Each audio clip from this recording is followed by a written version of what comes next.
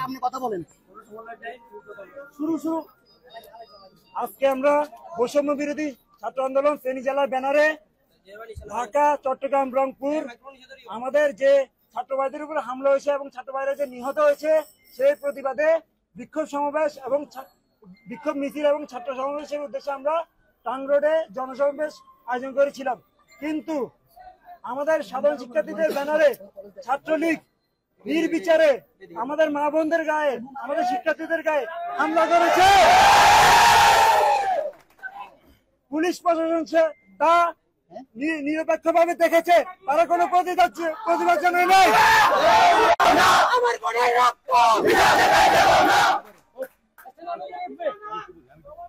আজকে আমাদের যে বৈষম্য বিরোধী ছাত্র আন্দোলন, আমাদের যে দাবি, যে এক দফা দাবি কোটা সংস্কার চাই, সেই দাবির উদ্দেশ্যে আমরা যে ছাত্র সমাবেশের আয়োজন করেছিলাম, সেই ছাত্র সমাবেশে তারা হামলা করেছে। আমাদের ছাত্রদের তারা ছত্রভঙ্গ করে দিয়েছে, তারা বিভিন্ন গলিতে অবস্থান নিয়েছে।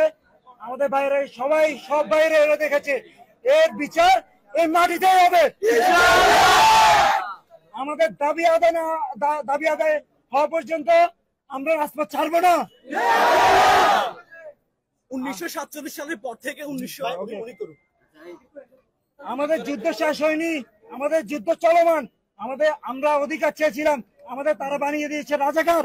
আমরা রাজাকার নই, আমরা দেশের ছাত্র, আমরা স্বাধীনকামী ছাত্র, আমরা স্বাধীন ছাত্র।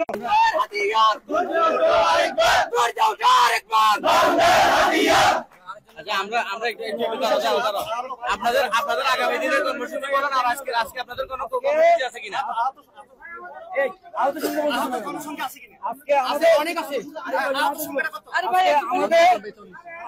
আন্দোলনে হামলা করেছে, 40-50 জনের মতো আহত হয়েছে। নারীদের উপর তারা আঘাত করেছে, নারী মা বোনদের উপর তারা আঘাত করেছে। তারা অনেক জায়গায় আটকে আছে, তাদেরকে উদ্ধারের চেষ্টা চালানো হচ্ছে।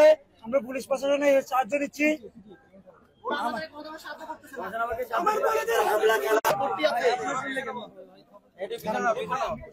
আমাদের আন্দোলন